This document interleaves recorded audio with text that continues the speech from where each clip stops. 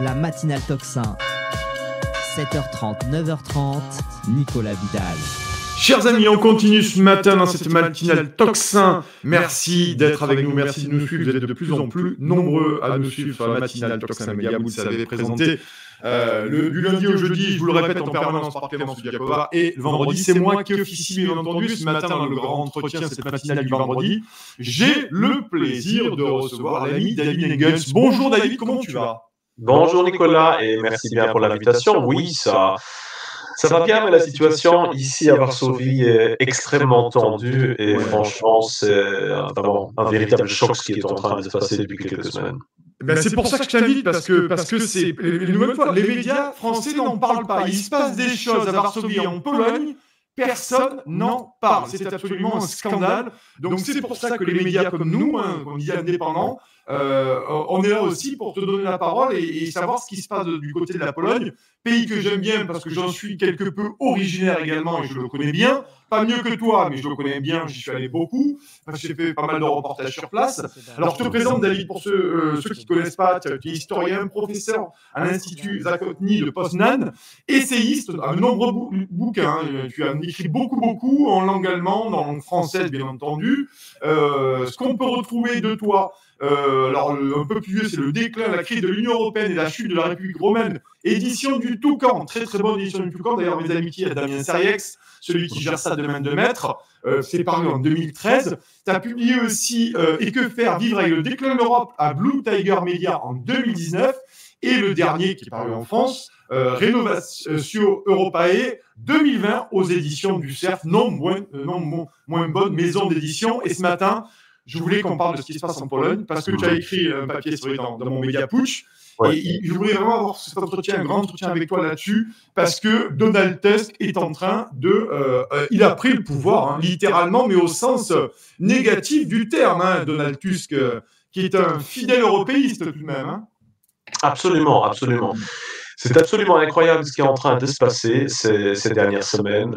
Et comme tu le dis, ce qui est presque encore plus incroyable, c'est le silence total des médias mainstream. Pas seulement en France d'ailleurs, en Allemagne aussi. Je crois qu'en Allemagne, je dois être plus ou moins le seul à en parler, non pas d'un point de vue européiste avec toutes les louanges pour Donald Tusk, mais étant un peu plus critique, parce qu'il n'y a rien en fait. Il y a silence radio et c'est incroyable. Parce que ce que nous voyons ces dernières semaines, c'est un renversement de la situation en Pologne qui est absolument inouïe dans l'histoire de la démocratie ces dernières décennies. On a vraiment affaire à une prise de pouvoir et une installation, ou ce que les Allemands appelleraient Gleichschaltung, une mise au pas de la société avec des moyens extrêmement brutaux et ça passe et personne n'en parle, soit c'est le silence, soit même on félicite la Pologne d'avoir retrouvé le chemin vers plus de démocratie et plus d'Europe et donc c'est la Pologne désormais ne fait plus partie du camp des pays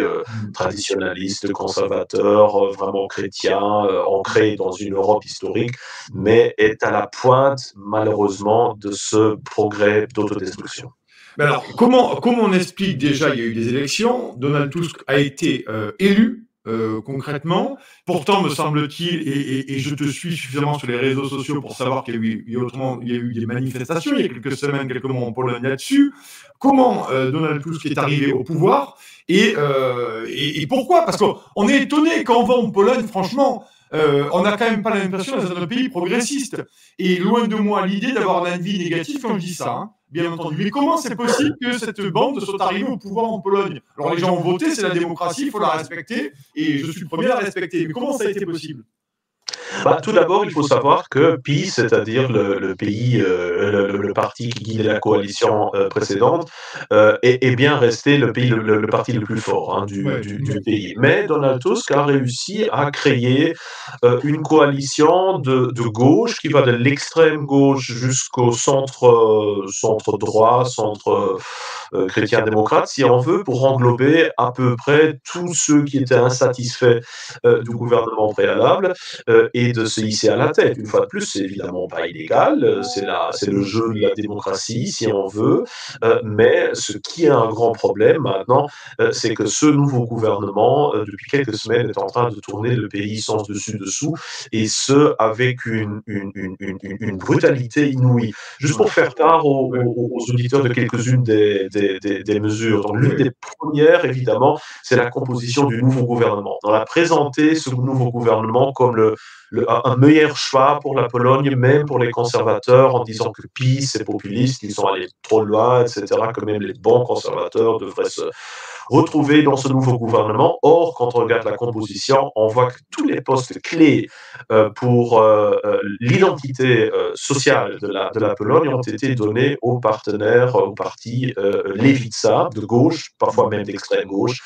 Et donc, on a en gros l'extrême gauche qui est aux manettes du ministère pour la famille et le social, de l'éducation, de la recherche et de l'égalité. Un nouveau ministère dont on ne sait pas très bien ce qu'il va faire, mais nous, en tant qu'Occidentaux, Européens occidentaux, on a une petite idée de ce que ça pourrait signifier. Donc ça, c'est déjà une première révolution. Là, on a face à des gens qui ont dit d'emblée, on veut réduire les cours de religion au strict minimum, on veut changer les programmes scolaires, on est absolument pour l'avortement, on est contre toute manière d'ingérence de l'Église catholique dans quoi que ce soit d'officiel, mais c'est encore beaucoup pire, parce que juste après, quelques jours même après la rentrée officielle dans le gouvernement, du gouvernement, ce qui s'est passé, c'est que le gouvernement, ou plutôt la majorité parlementaire, a décidé, durant une séance de nuit, de limoger l'ensemble des fonctionnaires des médias publics, donc à la fois la TV, la radio et le service de presse, comme l'AFP, quoi, polonaise, et donc de les jeter dehors du jour au lendemain. Et le jour après, on est venu avec des services de sécurité pour sécuriser les bâtiments, notamment de la TV polonaise, et de carrément couper la chaîne. Donc, on a, pour la première fois depuis la loi martiale, sous le communisme, on a tout simplement couper juste la chaîne, donc plus de TVP, et on a même enlevé tous les documentaires qui étaient critiques du gouvernement Tusk préalable, les enlever de la chaîne YouTube et tout ça. Oui. Les archives, ça se fait, les archives. Du matériel négatif sur le gouvernement Tusk. Ça a été fait. Et puis, coup sur coup, on a signé l'accord sur la migration, à laquelle la Pologne s'était toujours refusée. Le nouveau président du Parlement a fait faire des selfies avec des migrants illégaux pour montrer désormais la Pologne est ouverte. Des premiers fonctionnaires ont commencé à dépendre des croix, à remettre des drapeaux européens, à enlever des crèches quelques jours avant Noël, en disant ça n'a pas sa place dans un État qui désormais se veut soi-disant laïque. Et on a annoncé en grande pompe qu'on aura une législation pour légaliser en gros le mariage homosexuel, pour banaliser l'avortement, etc., etc. Et maintenant, dernier coup, et c'est un peu pour ça aussi qu'on discute aujourd'hui, il y a le ministre des Affaires intérieures sortant, qui carrément maintenant a été mis en prison. Avec son adjoint. Donc ça, c'est vraiment aussi dans une action très compliquée. On peut peut-être en parler aussi plus tard. Mais en tout cas, là, c'est vraiment le summum que maintenant les chefs du gouvernement préalable, tout simplement, on les met en prison. Donc, ils ont été mis en prison, ils ont été incarcérés. Et on rappelle que c'est un ministre du PiS, on est d'accord. Oui, tout à fait. Et en fait, c'est le parti justice. L'Intérieur, ministre de l'Intérieur et des services secrets. Et donc, on comprend évidemment l'une des motivations qui est là derrière, parce que c'était celui qui était en charge de la police de l'administration du service secret.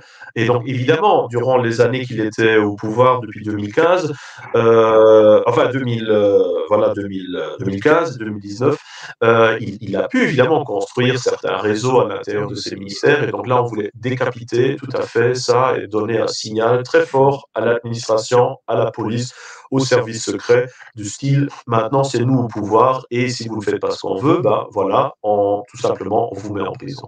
D'ailleurs, le président avait même accordé l'asile finalement à l'ancien ministre de l'Intérieur.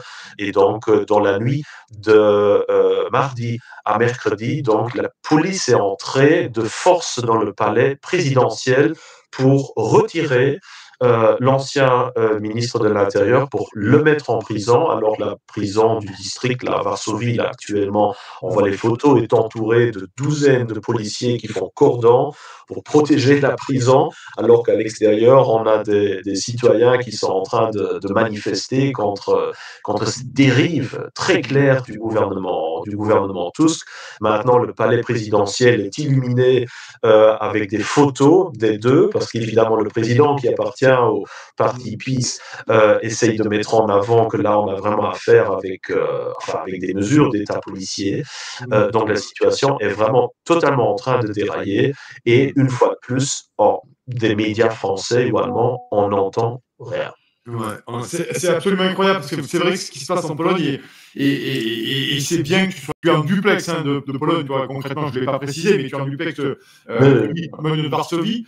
Il faut le savoir, c'est toujours intéressant parce que tu es vraiment sur place et tu connais bien ces sujets, surtout tu le vis puisque ça se passe dans le pays dans lequel tu vis. Mais c'est la question que j'avais envie de te poser. Une nouvelle fois, pour connaître la Pologne, connaître ce peuple-là, connaître son histoire extrêmement compliquée, ce pays a été rayé de la carte je ne sais combien de fois. Je me dis, mais est-ce qu'il y a des mobilisations populaires d'ampleur? On pourrait imaginer que des millions de Polonais, à un moment donné, sortent dans la rue pour essayer d'au moins contester, au moins. Oui, il y aura une grande manifestation, en effet, le vendredi 12, qui a été annoncée. Mais ce qu'il faut savoir, moi je suis ici sur place depuis 5 ans et j'ai quand même vu, presque bientôt 6 ans, et j'ai quand même vu tout doucement, enfin pas tout doucement, plutôt une accélération de l'auto-occidentalisation, dans le mauvais sens, de la Pologne. Et malheureusement, je l'ai vu chez mes étudiants, je le vois dans la rue, je le vois quand je me balade dans les grandes villes. On voit bien que ça ressemble de plus en plus à ce qu'on peut trouver en France ou en Allemagne. Les gens sont habillés de la même manière, les jeunes sont tous sur leur smartphone, sont habillés comme les autres, ont les mêmes intérêts que les autres. Je le vois dans mes étudiants, même dans des petites académies, les réponses, c'est de plus en plus du politiquement correct, tout craché. Donc, malheureusement, ça évolue vite. On peut même le voir non seulement dans les comportements électoraux, mais aussi notamment dans les facteurs comme la fréquentation des églises, qui est en chute libre en quelques années à peine, un peu comme en Irlande, où on voit aussi qu'un pays jadis réputé archi-chrétien, archi-catholique, est en train de se distancier de la tradition. Et malheureusement, ça se passe relativement vite. Mais évidemment, grâce à l'aide de l'Occident. Parce qu'on est ici, on est littéralement bombardé de propagande, de propagande européiste, politiquement correcte, de partout. Donc, les médias ici en Pologne appartiennent en très grande partie, la vaste majorité soutient la gauche libérale, si on veut dire, ou les libéraux de gauche. Finalement, le gouvernement préalable n'avait pas réussi, ça faisait faire partie de ses faiblesses, à monter des médias privés, mais de droite. Donc, ils ont dû se baser très fortement sur les médias publics qu'ils pouvaient du moins partiellement contrôler grâce à leur place dans les conseils d'administration, qui permettaient de nommer certains directeurs ou certains journalistes. Donc, c'était un peu la seule possibilité pour les conservateurs de faire passer leur message. Et c'est justement pour cela qu'à peine quelques jours après la prise de pouvoir de Tusk, justement, cette chaîne-là ait été totalement coupée, tout le personnel directeur remplacé pour justement enlever toute possibilité de communication à la droite polonaise. Et donc voilà la situation, et je crains que ça va aller en s'accélérant parce que, hélas aussi, d'un point de vue conservateur en tout cas, le PiS n'a pas réussi en ses 8 ans au pouvoir de mobiliser la jeunesse, de rendre le message de conservatisme ou de droite attractif à la jeunesse. Donc son électorat était essentiellement un électorat relativement âgé aussi. Disons au niveau de la manifestation et du futur de la droite ici en Pologne, je deviens relativement pessimiste, malheureusement, pour les années à suivre. Probablement, et c'est ça un peu aussi la leçon que moi je tire de mes années ici, en dépit de tout ce que j'avais espéré, probablement la Pologne veut et va traverser le même processus, même en accéléré, qu'a connu l'Europe occidentale avant de pouvoir réaliser ce qui se passe et prendre un autre chemin, malheureusement. Mais quand on t'écoute, c'était absolument édifiant, ce qu'on entend ce matin. Merci David. On verra d'ailleurs, on se tiendra au courant pour voir comment s'est passée cette manifestation, parce que je me dis que c'était le 12, donc c'est aujourd'hui, vendredi 12 janvier. On va voir ce qui va se donner là-bas en Pologne. J'ai envie de dire aussi, il faut en parler, Donald Tusk, c'est pas un inconnu. Pour les gens qui suivent la politique européenne, il n'est pas inconnu, Donald Tusk. Il est dans les arcanes de l'Union européenne depuis un certain temps. Il est influent, il a été poussé. Donc, est-ce qu'on peut y voir aussi la main de Bruxelles derrière, ou du moins de l'oligarchie européiste, progressiste, wokiste, qui, à un moment donné, a essayé d'infiltrer, et est parvenu, me semble-t-il, mais tu vas nous dire, à infiltrer l'État polonais, tout simplement. Oui, tout à fait. C'est très clair que la gauche, en tout cas les libéraux polonais, sont très bien connectés avec les élites européennes et surtout allemandes, qu'il y a une pression immense, surtout venant de Berlin et de l'Allemagne, pour que la Pologne revienne finalement dans le camp de la bien-pensance. Pourrait-on dire, Donald Tusk est évidemment quelqu'un de relativement influent, vu qu'il avait été aussi le président du Parti populaire européen, qu'il a été président aussi du Conseil européen, ou l'Europe, donc c'est quelqu'un qui est quand même qui a ses marques, qui sait jouer sur le clavier de l'Union européenne, et qui arrive ici avec la mission très claire, c'est-à-dire de ramener la Pologne à la raison. Parce que ce qu'il faut savoir, c'est que, à l'exception maintenant de l'Italie, et on voit bien comme l'Italie peine de réaliser tout ce qui a été promis par le gouvernement, mais est très très très prudente de rentrer en opposition avec Bruxelles. Mais donc, à l'exception de l'Italie, la Pologne, c'est le seul grand pays européen à affronter Bruxelles. La Hongrie, évidemment, est très bien connue parce qu'elle fait une très bonne presse, mais évidemment, avec dizaines de millions d'habitants, la Hongrie ne fait pas le poids. La Pologne, elle fait le poids. La Pologne, elle dérange. La Pologne, elle, à la fois le marché, le hinterland et l'endroit de fabrication de l'économie allemande, donc une très grande interdépendance. Comme tu te rappelles, il y avait aussi cette demande de réparation aussi, de la part du PiS, concernant tous les dommages occasionnés par l'Allemagne nazie, qui n'avaient jamais été finalement remboursés d'une quelconque manière durant ces dernières décennies. Et donc, évidemment, la Pologne, c'est vraiment devenu une épine dans le pied à la fois de Berlin et de Bruxelles, et la mission de Tusk, c'est évidemment très très très clair de changer cette situation. Et d'ailleurs, il y a déjà eu le paiement préalable, parce que, comme les auditeurs se rappelleront peut-être, les aides Covid, des milliards et des milliards d'euros, n'avaient jamais été payés à la Pologne, en disant que voilà, il y a cette situation prétendue de l'état de droit, assuré en Pologne. Et donc, comme en Hongrie, David, comme en Hongrie, c'est la même histoire que la Hongrie, c'est pareil. Exactement. Avec maintenant le fait que ce méchant gouvernement de droite, donc qui n'a pas respecté l'état de droit, ben, on lui a accordé ces aides. Quelques jours avant la fin du gouvernement provisoire. On a attendu les élections parlementaires pour être sûr qu'il n'allait pas être au pouvoir. Et durant les derniers jours du gouvernement provisoire Morawiecki, on a dit, on vous félicite maintenant d'avoir fait tellement d'efforts pour restituer l'état de droit. Maintenant, tout est bon. Et voilà, les milliards de votre pays. Il y a cette photo même qui montre Madame von der Leyen avec Morawiecki, qui elle a un grand sourire, je dirais presque sardonique et sadique, et on voit Morawiecki à côté qui a une tête comme ça, parce qu'il se rend évidemment compte qu'il est humilié devant la scène publique. Et donc évidemment, tous ces milliards qui vont venir maintenant, ben, qui en profitent, c'est évidemment le gouvernement russe qui maintenant va pouvoir dépenser les largesses européenne et voilà, s'assurer sa clientèle. Donc, comment est-ce qu'on dit blackmailing Ouais, la liste noire, non?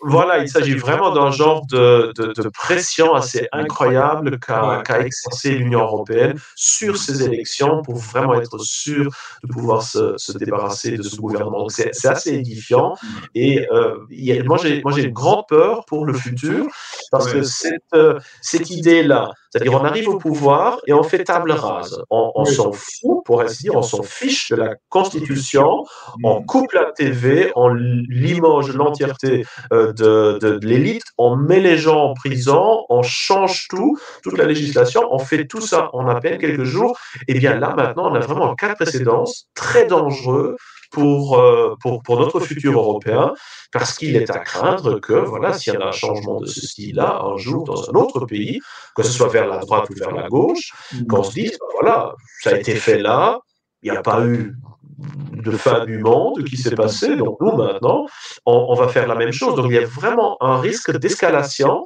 dans les mesures et dans l'instrumentalisation des moyens du pouvoir démocratique.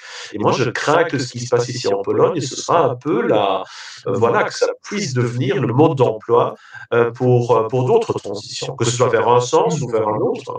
Et j'ai très peur évidemment pour la Hongrie actuellement, en me disant que là, il y a une très grande pression qui est déjà là, et on peut s'attendre aussi, pour une raison ou pour une autre, le gouvernement hongrois devait vaciller, et puis Orban n'est qu'un être humain mortel, un coup d'une foule est vite parti, de nos jours il faut s'attendre à tout, que là aussi on pourrait avoir un changement de régime absolument inouï, presque d'un jour à l'autre. Donc nous rentrons vraiment dans des temps très très très dangereux d'un point de vue politique.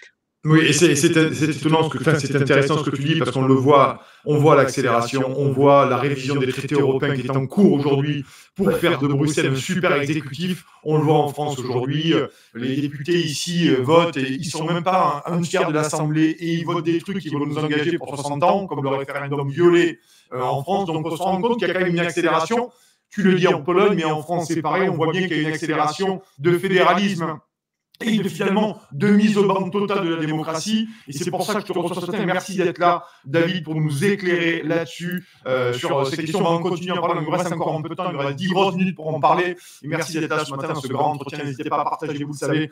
Partagez, parce que c'est édifiant ce que dit David Engel ce matin. Franchement, je crois qu'on est Toxin et Pout, on est les seuls à parler de cette situation. Il faut absolument que ça résonne dans les foyers français. Partagez cette vidéo et l'analyse de David Engel, qui est historien, professeur à l'Institut Zakonny de Poznan, essayiste avec plusieurs livres. Je vous les redonnerai en fin de grand entretien. Là-dessus, une question, David. Je voulais qu'on revienne sur l'accession de Donald Tusk. Finalement, est-ce qu'il y a eu une abstention ou pas? Est-ce qu'on connaît à peu près les votes? Qu'est-ce qui s'est passé? Est-ce qu'il y a des gens qui ne sont pas allés voter? Ou est-ce que le vote polonais a été largement modifié en fonction de l'effondrement de cette droite conservatrice, même de ce conservatiste polonais, sans parler de droite et de gauche pour le coup, hein? Oui, oui. Bah, c'est-à-dire il y a eu, contrairement à la France, par exemple, une participation record à ces élections. Ouais. Donc, je crois que depuis la chute du communisme, on n'a jamais vu une participation électorale tellement massive, notamment de la part des femmes, qui ont voté en grande majorité plutôt pour la gauche que pour la droite. La raison est très simple, évidemment, le gouvernement Kaczynski avait fait l'erreur, il faut le dire, à pousser son idéalisme anti-avortement trop loin, à vraiment vouloir réduire encore plus les possibilités d'avortement dans une législation qui était déjà très, très, très Contraignante, contraignante. Donc il y a eu un certain, je crois, idéalisme chrétien là derrière, mais qui finalement a créé une telle insatisfaction de la part de la gente féminine en Pologne qu'il y a eu cet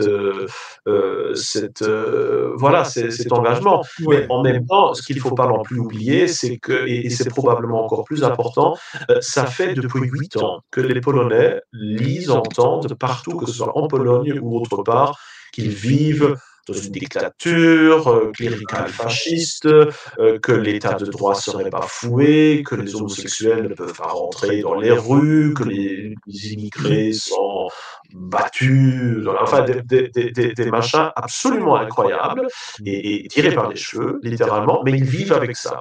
Et ils vivent aussi avec cette pression bruxelloise à une époque où, certes, la Pologne ne se porte pas trop mal, mais elle souffre beaucoup de l'inflation.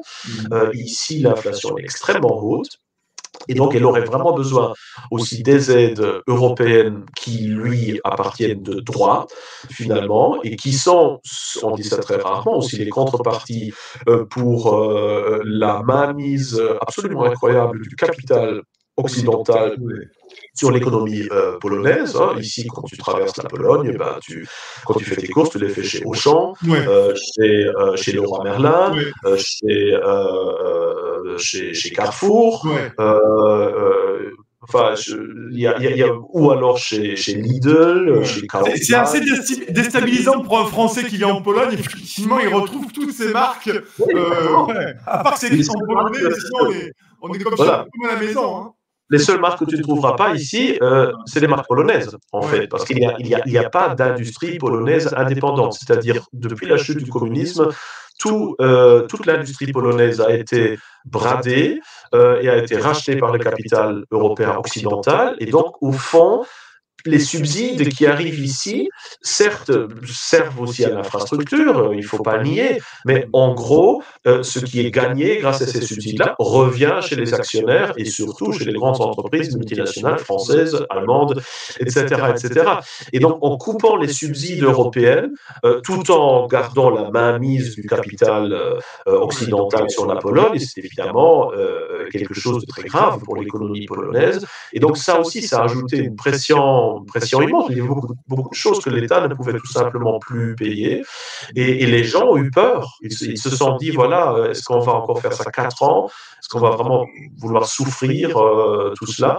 Et donc, ça a créé une pression où, visiblement, toujours le PiS a été le parti le plus fort, ce qui est assez unique dans l'histoire polonaise, où un parti gouvernemental, après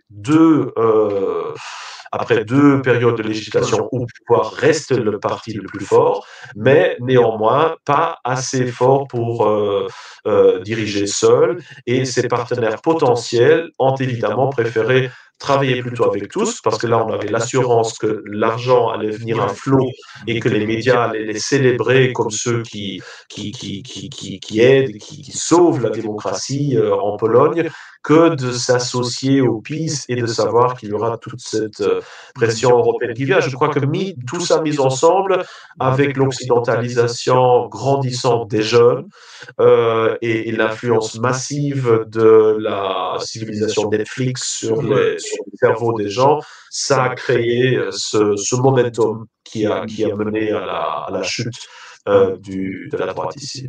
Mais c'est édifiant une nouvelle fois ce que tu nous dis, parce que on le voit bien, d'ailleurs, quand tu racontes, et tu racontes, tu ne fais que décrire ce qui s'est réellement passé, notamment dans ces médias. Imaginez-vous, braves gens, des forces de sécurité qui arrivent dans les médias publics pour virer tout le monde et couper l'antenne, couper le faisceau et mettre à la place d'autres personnes. Je veux dire, ça flaire bon quand même l'Union soviétique.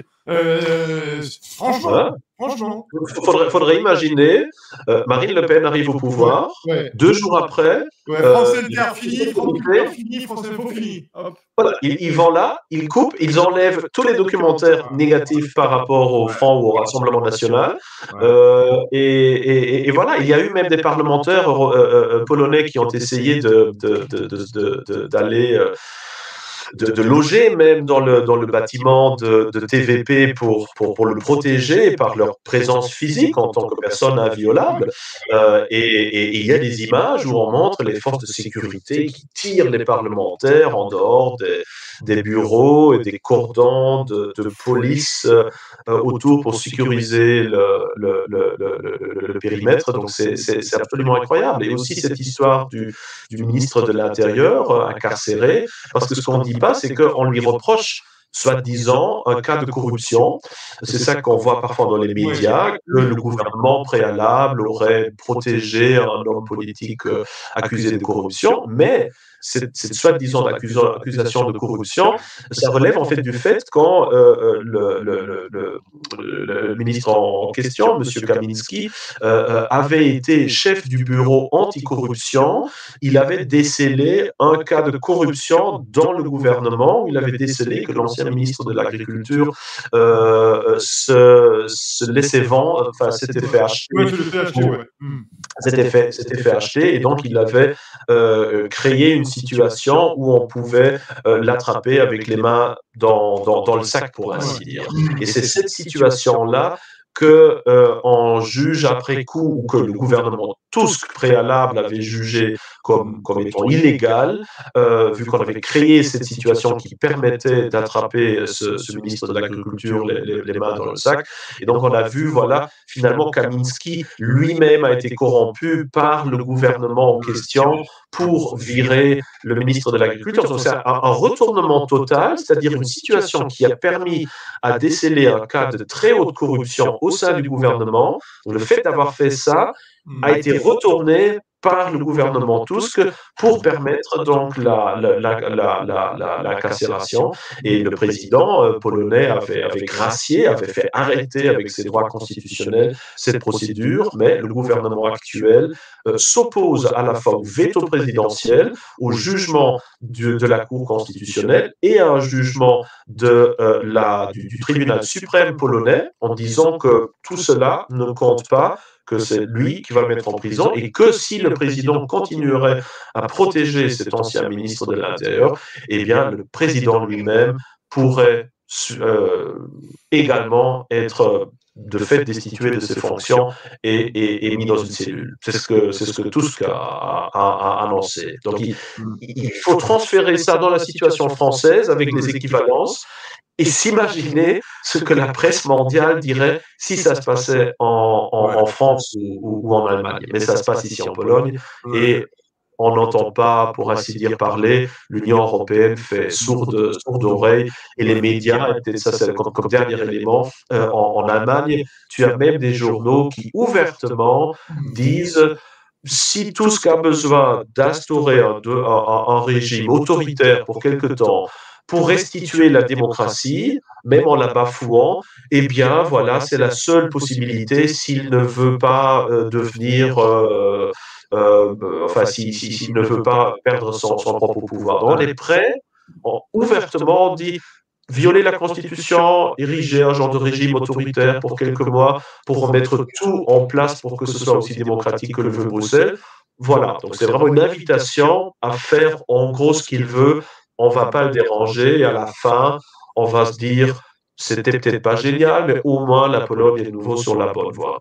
C'est absolument incroyable. Je pense que là, en Pologne, c'est le laboratoire du vrai visage du progressisme européiste. Véritablement, on le dit souvent que Bruxelles est tout sauf démocratique, et je pense que ce que vous vivez en plein en ce moment, je pense que c'est le vrai visage de l'Union européenne. Véritablement. Et c'est hallucinant. Il faut vraiment partager cette émission et l'analyse qu'a David Engels, vraiment partager et prenez-en conscience. et partager cette vidéo. Alors, une dernière question, parce qu'on a largement dépassé le temps. Cher David, je ne veux pas te lâcher quand même avant que tu me donnes ton avis sur ce qui se passe en Allemagne avec les agriculteurs. Je sais que, dis-moi, parce que j'ai quand même l'impression de France que c'est quand même assez massif, ça dure, c'est-à-dire ça commence. Il y a un point d'orgue qui sera donné le 25 janvier, notamment à Berlin, à converger à Berlin. Il y a les cheminots aussi qui sont en grève, plusieurs autres professions. On voit des soutiens populaires dans certaines vidéos qui sont assez avérés. Est-ce que toi, tu penses que c'est le retour du peuple allemand qui se fait et peut-être que ça peut contrebalancer en fonction de ce qui se passe en Pologne, sans toucher la politique de la Pologne, mais peut-être que Bruxelles est en train les gens sont en train de se réveiller sur la politique bruxelloise. Partiellement peut-être, oui, surtout dans l'Est de l'Allemagne, évidemment. Dans l'Est, il y a aussi le parti AfD qui, dans certains Länder, est maintenant le parti de loin le plus fort et qui est le parti autour duquel s'organise un peu cette résistance. Donc peut-être dans l'Est du pays, mais je reste modérément sceptique par rapport à tout cela parce que l'Allemagne, idéologiquement, est toujours largement dominée par cette peur du conservatisme, qui est la droite, qui sont des fascistes, qui sont des nazis, qui sont des négationnistes. Donc, dès qu'on a une position qui n'est pas d'extrême gauche, on est déjà au fond un nazi. Et donc, la presse allemande, aussi me concernant, quand on a des positions parfaitement à la limite, presque centristes, on est déjà considéré comme extrême droite. Et donc, ça fonctionne encore en Allemagne. En France, j'ai l'impression qu'on est au-delà. On ne croit pas, tout simplement, que quelqu'un qui est considéré de droite est fondamentalement quelqu'un que sais-je. Mais en Allemagne, ça fonctionne encore. Donc je reste sceptique, je ne crois pas en des élections préalables, mais ça se pourrait que dans les élections régionales de certains Länder, on verrait le AfD émerger comme le parti non seulement le plus fort, mais peut-être même à la majorité même absolue. Et c'est pour ça aussi que justement il y a maintenant cette discussion sur une éventuelle dissolution de force de la AfD comme étant un parti inconstitutionnel d'extrême droite. C'est dans l'ordre du possible. Et donc on voit déjà maintenant qu'on essaye dans les médias de systématiquement mettre les fermiers du côté de l'extrême droite, essayer de les décrédibiliser, déstabiliser par ce moyen. Mais on voit en même temps une très grande manifestation de la population qui est très mécontente du gouvernement actuel, mais qui élève cette question paradoxale. Il y a beaucoup d'opposition au gouvernement, mais on se pose la question, qui l'a élu finalement? C'est toujours pareil. En tout cas, merci beaucoup David. C'est intéressant ce que tu dis parce que les médias français n'en ont pas parlé. Ils ont été obligés de faire des brèves rapides, parce qu'il y avait une pression des réseaux sociaux ici en France et des vidéos qui font des centaines de milliers de vues. On est quelques-uns à les partager. Elles sont très vues. Certaines que je publie sur mon compte Twitter sont à 300 ou 400 ou 500 000 vues, voire plus, en global. Et on se rend compte que certains disent, comme tu l'as dit très justement, que oui, vous comprenez, il y a quand même un relent d'extrême droite derrière ces manifestations. Et c'est le même traitement qui a été imposé aux Gilets jaunes en France. Oui, il y a des extrêmes droites, des fascistes, des islamophobes derrière. Donc, on délégitime manifestement la révolte populaire. En tout cas, on verra bien ça. Merci David de nous avoir éclairé ce matin véritablement sur cette situation absolument effrayante et édifiante en Pologne. Suivez, si vous êtes sur Twitter, David sur Twitter, David Neguel sur Twitter, sur Facebook, sur les réseaux sociaux. Vous aurez quand même une belle vision. Et lisez ses livres. David Neguel, tu es historien, professeur à l'Institut de Poznan, très belle ville d'ailleurs, et essayiste, le déclin, la crise de l'Union européenne et la chute de la République romaine, édition du Toucan, c'est paru en 2013. Que faire? Vivre avec l'Europe, Blue Tiger Media 2019 et Rénovation Europae 2020 aux éditions du CERF. Procurez-vous les livres de David Neguel. Merci David. Je te souhaite une excellente. C'est normal. On est très heureux de t'avoir reçu. On te recevra encore. Merci beaucoup. Allez, nous on continue. Allez, bonne journée David. Salut. Salut, à la prochaine. Salut Nicolas.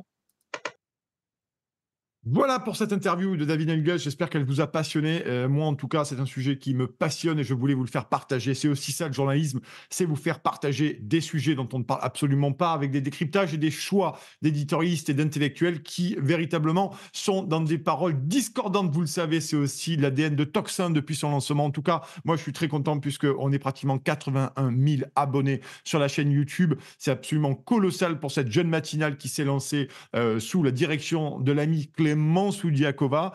Cette matinale se termine ce matin, parce que Didier Mesto n'était pas disponible pour faire sa chronique Opéra Rock, donc on lui passe le bonjour à l'ami Didier Mesto. On le retrouvera la semaine prochaine, bien entendu. Il est déjà tard et je mobilise les équipes bien au-delà de ce que je devrais faire. En tout cas, merci à eux, merci à la régie, merci à ceux qui m'ont permis de réaliser cette émission, bien entendu. On se retrouve, mais nous, on va se retrouver. Vous retrouvez la matinale Tocsin dès lundi matin, 7h30, avec l'incontournable Clément Soudiakova. D'ici là, n'hésitez pas à regarder tous les replays sur notre chaîne YouTube de toutes les émissions. Beaucoup d'émissions sont mises en ligne tous les jours, donc n'hésitez pas à partagez-les, c'est extrêmement important. Et moi, vous me retrouvez jeudi prochain pour mon édito politique à 8h, et puis vendredi prochain pour la matinale de Tocsin.